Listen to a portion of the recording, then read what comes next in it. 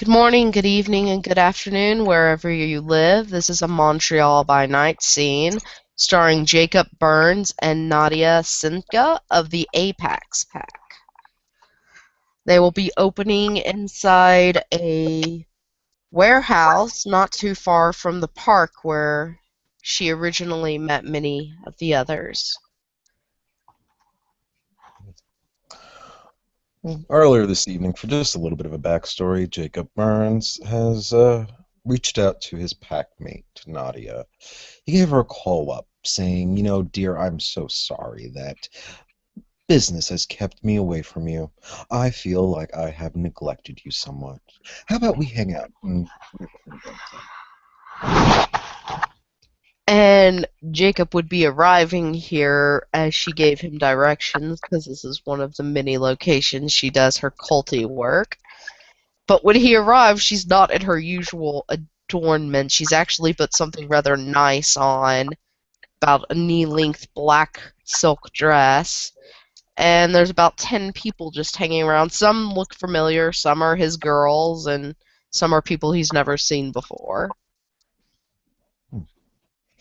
well, when Jacob arrives and he sees this crowd of people, of course he'll move through them as if he was moving through water. Oh, pardon me, excuse me, I'm stepping away as he approaches Nadia. Sister Nadia, good evening to you. How are you? You look ravishing.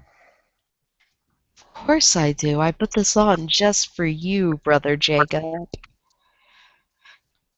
You flatter me, sister. You flatter me. So, who are most of these people? Some of them I recognize, some of them I don't. Well, you know your lovely ladies over there in the back. That gentleman by the door is one of them's boyfriend, who is a bouncer. I believe we have a doctor somewhere in our midst. Mostly they're just family people who have fallen into our care. Mm, I'm glad you're doing the Lord's work still. It's good to see such piety. Someone must guide these poor little lambs, of course. As she says this, though, you see a tongue like she mimics a snake's tongue as she does it. Is there somewhere we can talk in private, or must you keep your sheeple closely guarded?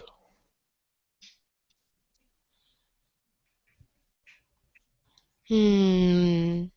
They'll be okay up here. We can go to the back. Hmm. Well, please, lead the way. She'll kind of show you the way. You can tell this place is not normally used. It's pretty abandoned. She actually has to get down and like check doorknobs as she goes till she finds a room that's not locked up and shows you in.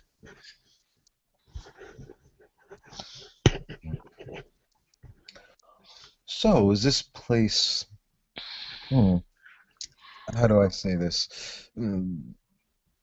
Is it under a proxy ownership, or is it just a place that the Millicents don't check often? People just don't check it often. I constantly move where the meetings are. Safer that way. Would you be interested in having somewhere more formal, somewhere more permanent? As you ask this, she kind of finds a place where she can be across from you, hops up, sits best as she can on crates, whatever she can really find that's solid. And she goes, depends. What is the darling Mr. Burns plotting for the city this evening? Well, it's not any kind of plan that can be executed in one night, especially by myself alone. However, if you're interested, and I think I can get the other members of the Apex interested, I believe we can execute this idea, and it would be something that would serve us all with much greater benefit. Even if it hurts me to do so, I would do anything for you, Jacob. All you need to do is point the way, dear. Jacob smiles and nods with an approval. He really appreciates that. Hmm. Well, I wouldn't want to do anything that puts you out of your way, sister dear. But yeah, a few months back, I came across this house. And this house was formerly owned by a certain person whom is in my crosshairs at the moment. They've abandoned the place, but it's really swanky, I thought. Got to see it. Very open, very spacious, very rich. My kind of style. But more to the point, it's a mansion of many rooms. And as our father has such a house, I believe the apex should reflect that and acquire it our own. You see, this place has already changed hands. It's changed owners. I think it wouldn't be a bad idea if we paid the new owners a visit. Tell them that we used to know the neighbor. Perhaps invite them over for dinner, or invite ourselves over for dinner sometime. Oh, the twists and turns your mind take. I never know where I will go, Jacob. It's not a place I think that we should set up as a permanent residence, not for our communal haven. We already have one. However, such a place, expanding our believers, our worshippers, well, such a place would put a much better disposition on those who already serve and cast a greater impression on those who are willing. So, when should we take the pack to seize this house? Oh, in a couple of nights from now. There's some investigating I have to do. Of course, find out who owns it, which bank controls it, who owns the land, and all of that. Well, you know I'm not normally greedy, dear brother. My question is, what kind of reward would I get for helping you with these things these past few evenings and the house acquiring? Aside from my affection and approval, you know, Oh, that is the greatest reward. what would you have of me? What would you require? I want first choice of room in this haven for my own private studies, Anything else? and I want no other member but you to enter my room without knocking if I'm in there, and not at all if I'm not. Very well. Consider it yours. At this point, she'll actually kind of hop up and hug Jacob and be like, "Thank you, dear brother." Acquiring such a place as an asset would, well, it would be good leverage, good potential capital, of course. And of course, when I say ownership, I mean ownership in only the sense that a Cainite could really own something, by proxies, by force, like that.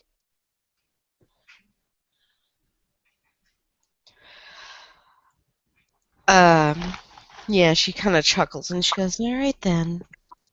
So what else is on the agenda?" Hmm. Well, of course, as you know, with the current dilemma that Lord Zarek is facing and my new appointment as Lord for the time being, we have inducted a couple of new members. Mm. One is a particular doctor, a Mr. Durden, Dr. Durden. He is Something like you. I believe you share the same heritage. I will have to meet this deer. Mm, yes. At the next Volduri, I hope so, that the two of you will get along, just like family. Well, if I don't get along with him, I can tie him up till he's useful. That is an option, of course. And then there is Father Pride. Father Pride has been a priest in life and served as priest for his pack, well, former pack.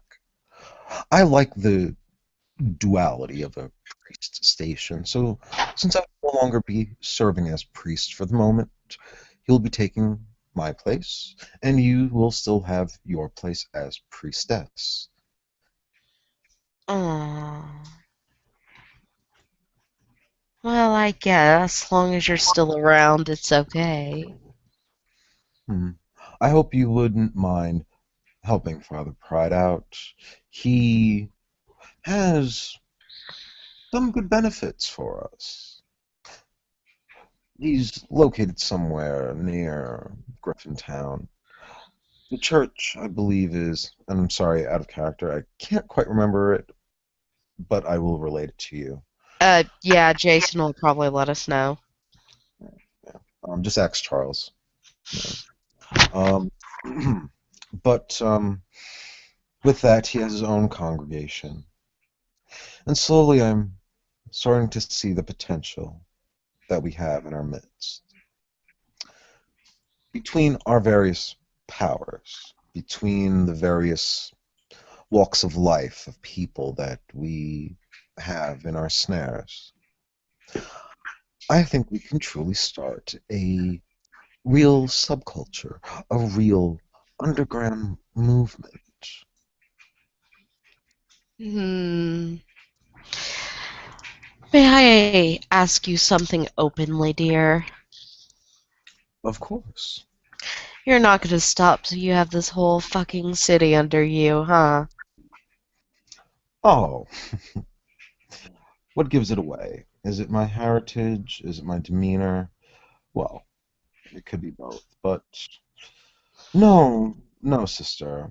I don't so much as want to control the city for the sake of control. What I like about control is that when I tell people to move, they move. When I tell them to turn away, they turn away. Once I can have the police officers ignore what I'm doing openly on the street, then I will be satisfied.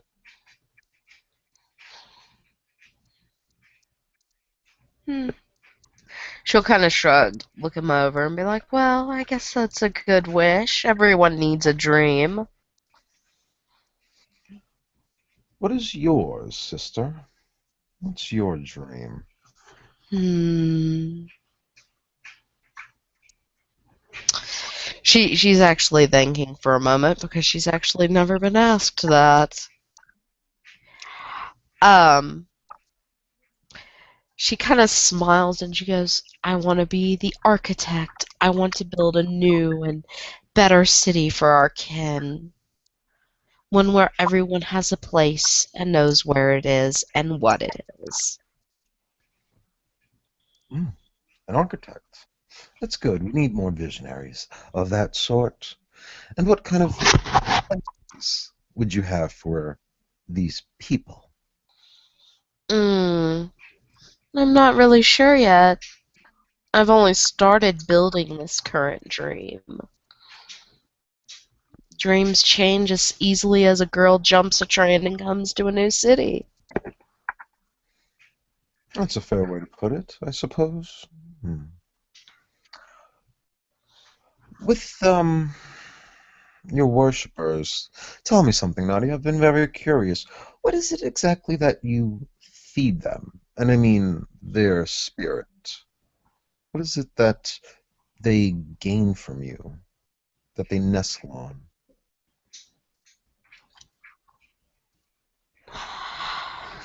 Well, as one of your ladies put it at my last sermon, Hope. I give them something to believe will improve in the next evening. So just to push and keep going a little farther. Hmm. Hope. Hope is a two-faced bitch. But everyone's a two-faced bitch in their life, don't they? And if you don't have a two-faced bitch in your party, you're just not throwing the right kind of party. That is very, very true. Which reminds me, we need to speak with Danica one of these evenings. Oh, what? Why? Hmm. Danica has uses. Uses that I think need someone to help her direct them. I'm pretty sure when it comes to partying, she's just the right candidate. And that's what I'm hoping for. You see, Jacob, well, I'm not sure if we're in a kind of room where Jacob could see the people. That, No, no, no. We're gonna just say it's like a small box office off room, and those typically don't have windows. okay. Well, Jacob's going to act as if he could. He's going to be standing towards the door, pointing at it as if they were just beyond there. You see, those people, they all have friends, they all have family members, they all have associates that are somewhat like them that they too need hope. And like them, they too have their uses. I think we need to actually formalize this group. Give it a banner, a mask for the commoners, the walker-bys, the pedestrians, so that we may catch that every once in a while onlooker. A firm message and a mission statement, something to appeal to all of their vacant and abandoned souls, so we can let them know that we're there to help, that the fruits we have to offer are most delicious.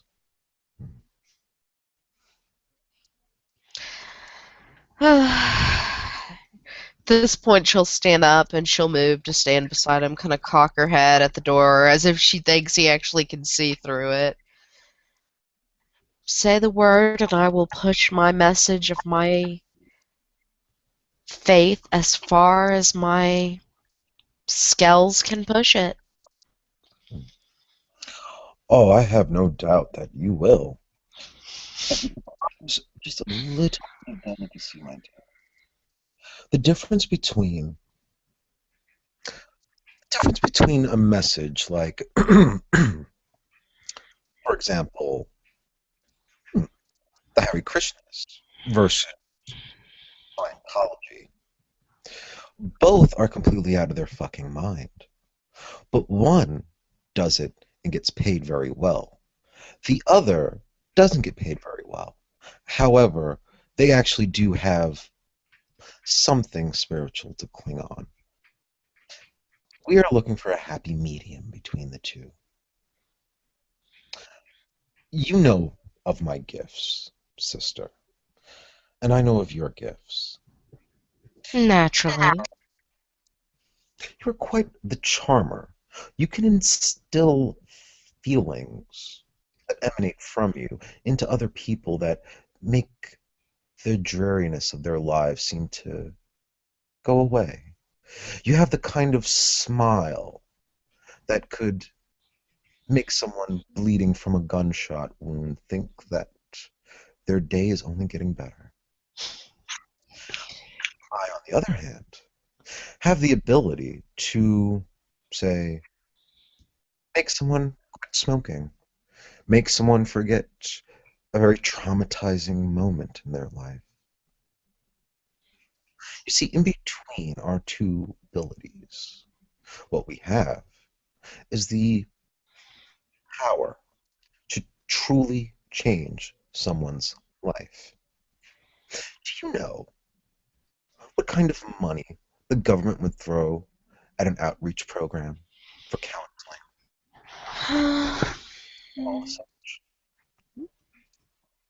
At this point, she kind of thinks on it. She goes, well, it may be a different amount than I was alive,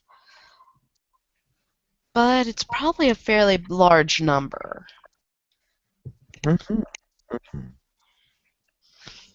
I don't need much. I just need enough to get off the ground. Well, at this point, she'll stop and think for a little while. She goes, we may have to get some more representatives of our faith to do TV interviews and that such. Hmm, But other than that, I think we should be okay. hmm. Well, you're thinking really, really far ahead, which isn't a bad thing. I'm glad that you're already there. Yes, it would take us some time, but let's start small. What we need is real, on the street, public relation.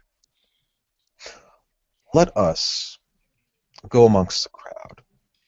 Let us tell them to invite some friends down. A soiree of sorts will be coming in the next few nights. A matter of fact, I have just the place. I'll throw a boat party, A boat party could do us some good.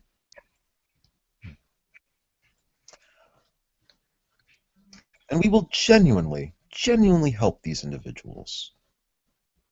The Lord will bless us for this, and with His blessing, hmm, He will anoint our enterprise.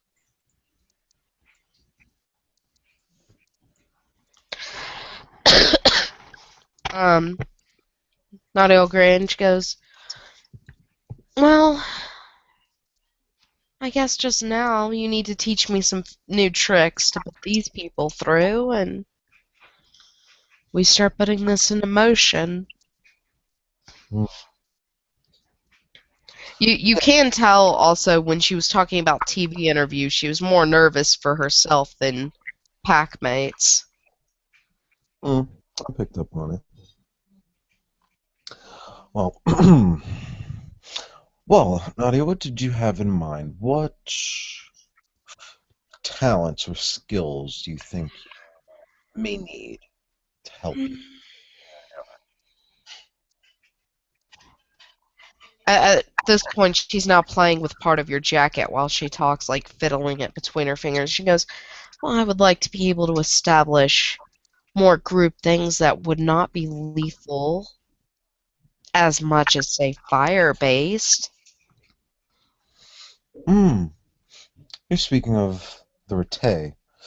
Yes, yeah, yes. I can understand as your role as priestess, you want to have more of an inclusive nature in the going-ons of your packmates. Well, with the current to-do list that I have, I've unfortunately been ignoring some of the priestly roles that have been left to me. Tell me, sister, it's been a while since this pack has had a very proper game of instincts. Do you know how to conduct one? No, I do not. Hmm. Well, it's simple in a way that it's very creative. When one conducts a game of instinct, it must be very specific to training any particular dimension or set of skills for your packmates to utilize. Let me give you an example. A long time ago, my sire and her packmates and me, when I was still just a fresh shovelhead from the grave, she used to ride around on motorcycles, surprising for one of her age, but all of them mastered some sort of ability to drive. And simultaneously, while driving, They would make a sport of marksmanship. The combination of their ability to maintain control over the vehicle while shooting. It proved to be an exercise in dexterity. A bit of a loud one, if you ask me. Hmm, hmm, yes. And driving got very interesting. They were able to really hone down their skills. You would be surprised how elusive they are when the cops come. They know at this point how to break up into several different directions. They've set up many rally points where, just in case of that event happens, they can lose each other and come right back. And the cops, never the wiser. When you conduct a game of instincts, you must understand it's much different from any kind of fun in games. No, the games of instincts are meant to train us and hone our abilities so that we may survive the endless war and nights ahead of us.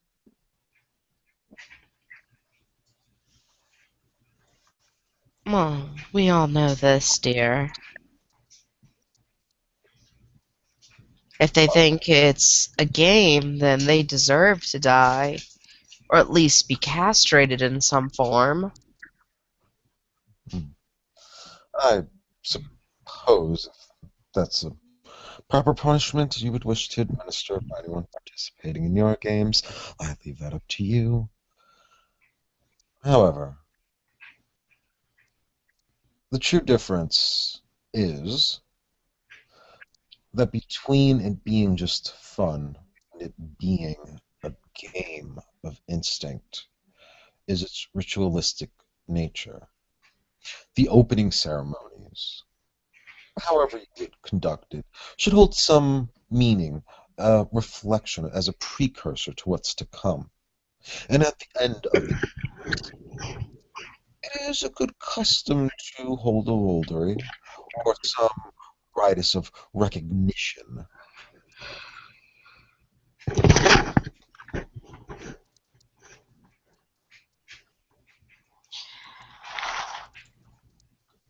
She'll nod in agreement and she'll go, "So, I should do a couple practice rounds with our pack with this." She's Indeed, kind of smiling like sadistically as she says this. I do encourage it, my dear. I do encourage it. You should also take into account what the games may test as far as the spiritual mettle of your packmates. I've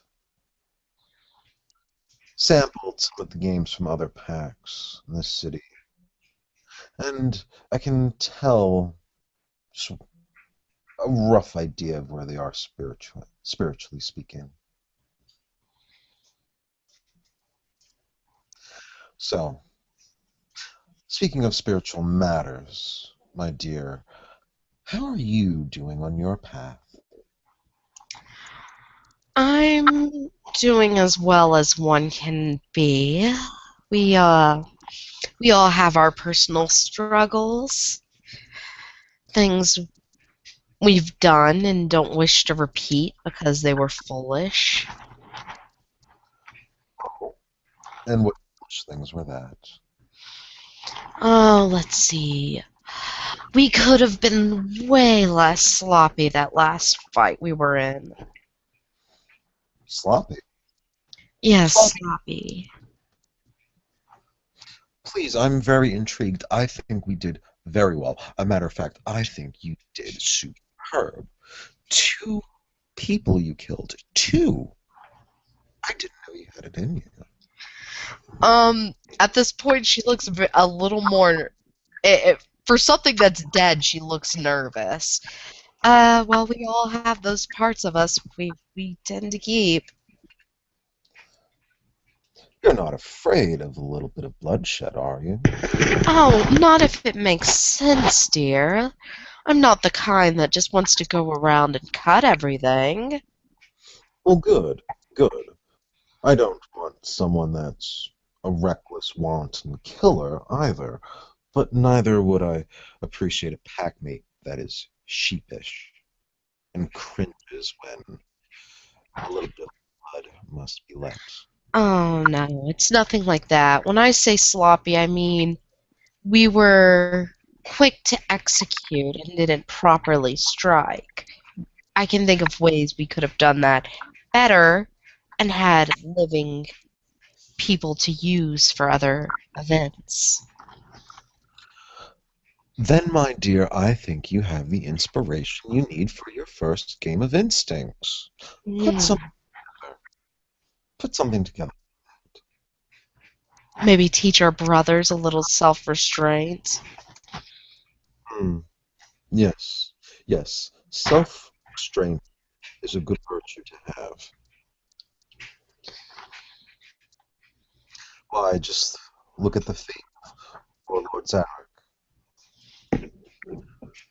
You see, and you can see on Jacob's face that he really looks kind of like sad and disappointed every time he mentions that.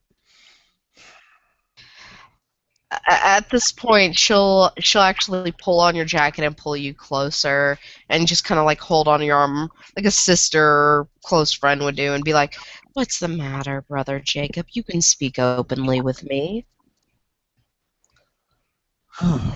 It is just the matter that, as a priest, I feel that I have failed our Lord Zarek. He has fallen to the beast, and it was my duty to protect him from it. At this point, she's actually moved one hand up to the side of his face, and she's like petting it like he's a younger kid or something. And she explains, "No, if you do what you can do, then you cannot control if they fall or not. You Hmm. always have another chance with another kin." Perhaps that's true, but there is some light at the end of the tunnel. As Lord Zarek still remains in my care,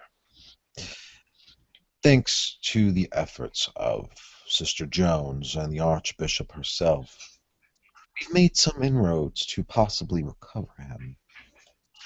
I need to find a family member of the Brodovich. If you could happen to locate one, or if you hear of anything leading towards one of these Brodovich, please let me know. She'll nod. She goes, "Of course, I will help best as I can. He's very lucky if he has living family." Mm. Well, they aren't quite living in the same condition as most mortals. True. But even that is better than having no brother or sister to turn to.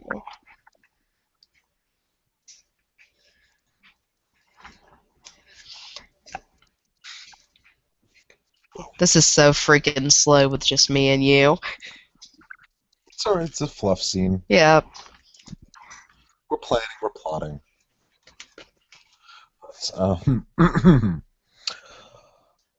By the way, Nadia, that motorcycle I recovered from that incident at the bar, though it was fun, I was thinking of selling it. Should I sell it or do something with it? Why don't you keep it for a play toy? It'll give you a way to blow off stress without going to the bar with Maurice. I already have a motorcycle. I only stole it just because I could. Mm. If you want, I'm sure someone in the pack needs a vehicle. That is Or you true. could sell it. Oh, that's a great idea. That is a great idea indeed. It'll be a raffle prize, quote unquote, as you see Jacob using his fingers to illustrate a raffle prize. Be a prize to whoever passes the next three game of instincts. Yeah, Positioned one from you, one from me, and one from Brother Pride or Father Pride. I no, can't no, no. remember which one it is, actually. for the mortals, for the sheep. Mm, Sacrifice gifts. Granted, we don't have to give it to them. Just say that it is. yes, I didn't have a bad issue of telling mortals they'll get something. I don't give it to them, and then I end up with them outside my house crying for a week. If that ever happens to you, just give me a call. I'll make them forget all about that. I learned early on, dear, that men are crybabies. Hmm. You just need to hit them in the right places, that's all. She kind of smirks when you say that, as if to basically her face says, I already know this. Hmm. Why, have I ever introduced you to my pet pig? No, I do not think you have. Hmm. Well, I've given him a name now. I call him Jack. I've given him responsibilities that I suppose in a decent society means he's earned an actual name. But for the most part, he is just my beating post and whipping post. May I ask what urged you to get this? As I need a test subject to test my capabilities with the discipline of dominate. Thankfully, I finally furthered my capacity. I can slowly mold and condition him from whatever he used to be. I mean, really, I don't really know what his former life was. We met at a concert. He was one of those twinky little goth boys, but I think I might make him into an efficient killing machine.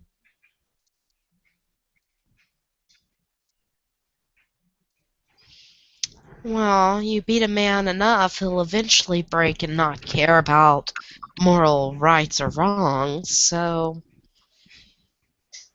take it with a grain of salt. Hmm. Could Would be a. you like to? No, I'm sorry. Go Sorry, my mic's fucking up, that's why I keep interrupting you. on. All right. Nadia will basically say, though, go ahead and unleash him how you see fit, but be ready to prepare to deal with any consequences that come with it. Of course, of course. But this is the trial run. I have to learn what I can do, what I am capable of, and what by extension he will be capable of. So, there will be errors, trips, and falls along the way. If anything, a bullet to the back of his head will cure it. Anything to the back of the head, I think, will cure it, brother. Mm.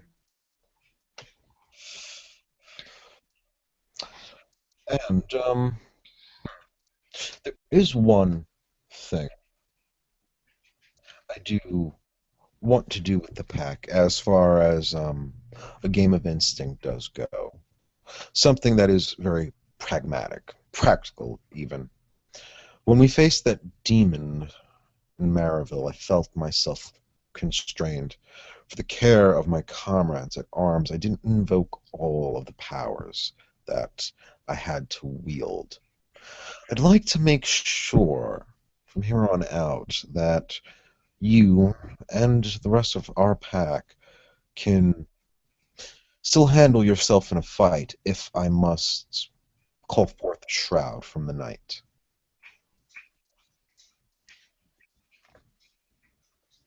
At this point, she's actually almost like a small child clinging to you. She goes, I can handle myself in more than a fight, dear. But if you go getting yourself hurt or killed, I will find a way to torment you beyond death.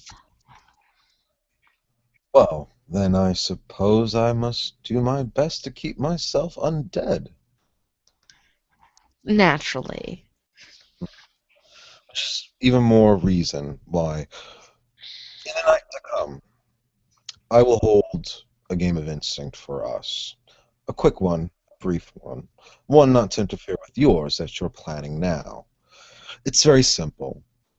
I wish to train you and my pack mates in the art of blind fighting.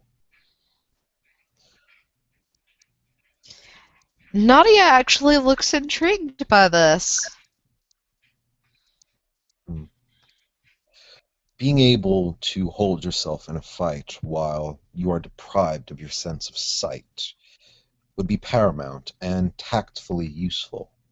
I believe you have some serpentine gifts that may lend you some aid in this. Maybe. Good. When I've informed the other pack mates, I'll set a date and I'll bring us all together.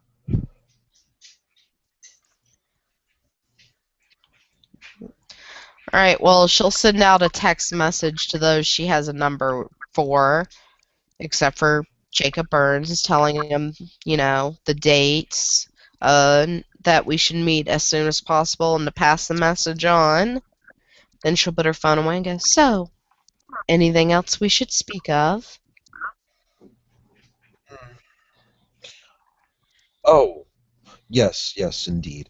There is one more thing I must appraise you of.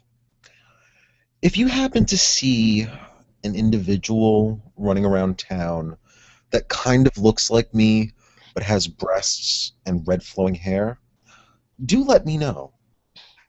I need to find that person, but under no circumstance do I want you to engage them. Track them if you can, stealthily. Jacob, Hmm. what's going on?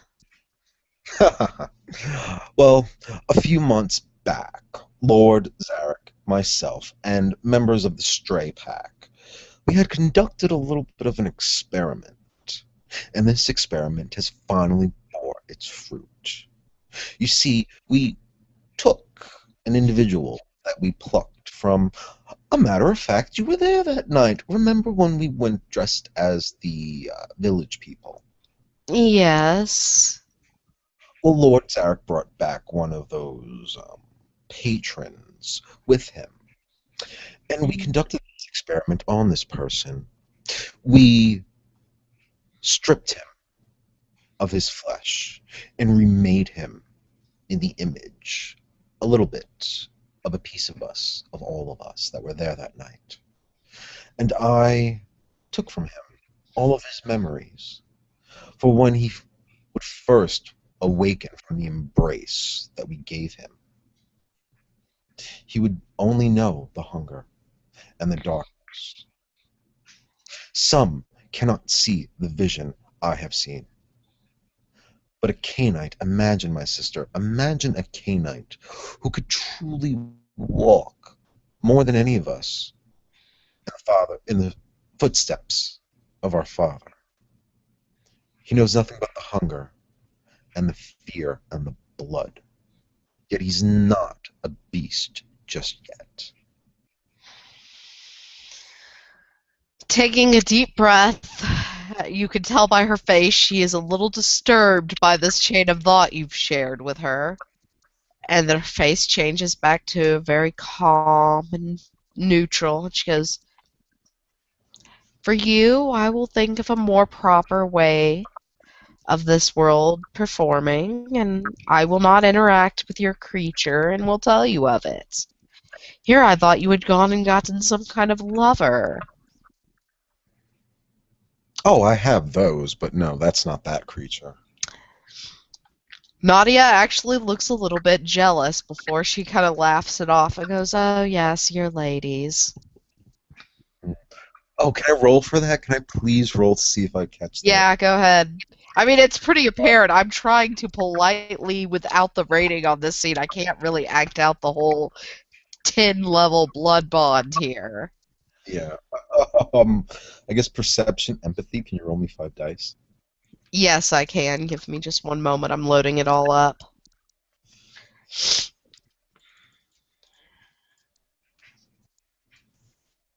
Um, one success, because it's pretty apparent. I guess I catch it. Hmm. What's the matter, dear? You don't like the sound of my lechery? Mm, you are a lecherous man, dear. There's nothing that can be controlled on that. Well, understand that I only use them when I need to. It's not like I have any kind of fondness or affection. No. Sure, they help me pass the time, but I'm sure you have your own little toys of sorts, yes? Nadia just shakes her head. She goes, I do not have time for that. The closest I get to that is letting a man suck on my cuts. Hmm. Practical, yes, I suppose. We just lost all three viewers. Fuck 'em. All right. Um, I was given this atrocious piece of garbage by one of the teenagers in the cult. oh, and what was that? It's a book called Twilight. It was horrible. That is not literature. Twilight. Ugh. Yes, It, I saw one of my girls, not the ladies that work for me, one of my girlfriends, if we must put a title to it, reading that garbage. under her breath, Nadia mutters one of your whores. Yes. Although she is a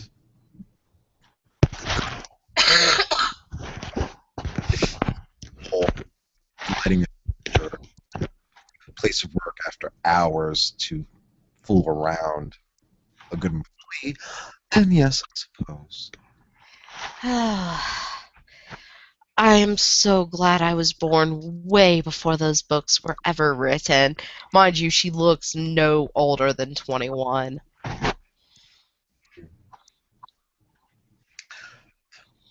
Do you think, sister, do you think there's a way to express this ideal, this idea, this desire, this affection for the vampire state of being that is ascribed to this twilight?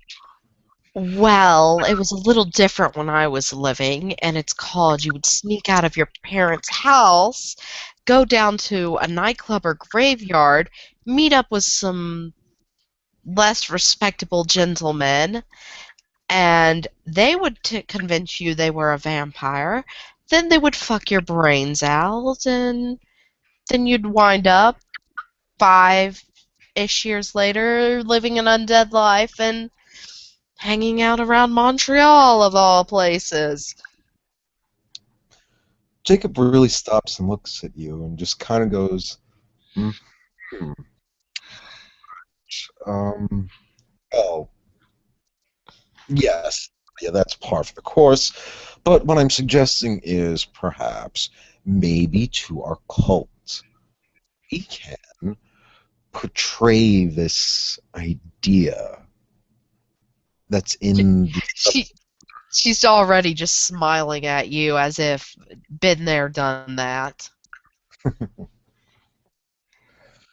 hmm, perhaps we can just sell it Hmm, appropriately. probably. I mean, after all, darling, I'm always on top of you. Catch up, please. My business takes me elsewhere. That's why I need you, sister. She is smiling, very pleased at the moment.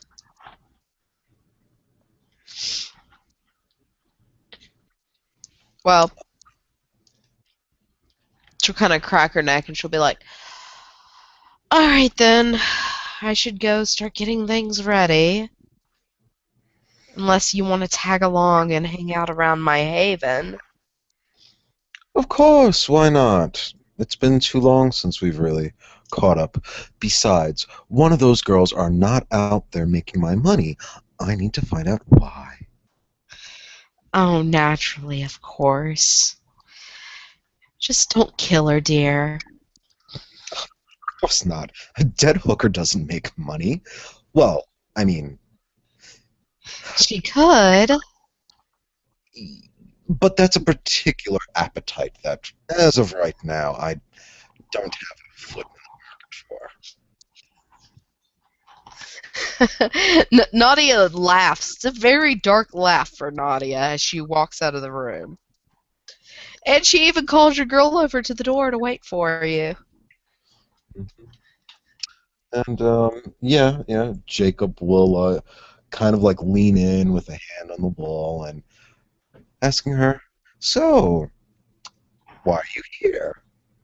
And she'll let her like, "Oh, I don't know. I just kind of wanted to take a break or something."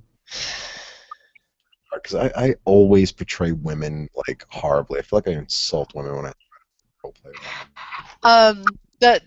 Nadia goes to wait outside in the car. We'll do this, and the woman kind of looks at you and she goes, "I thought it was my day off, Daddy."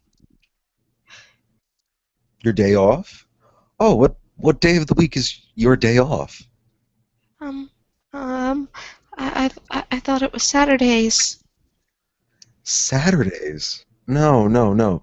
Your day off is never day. That's your day off. When the day after never arrives, then is your day off. Now get the fuck back on the street.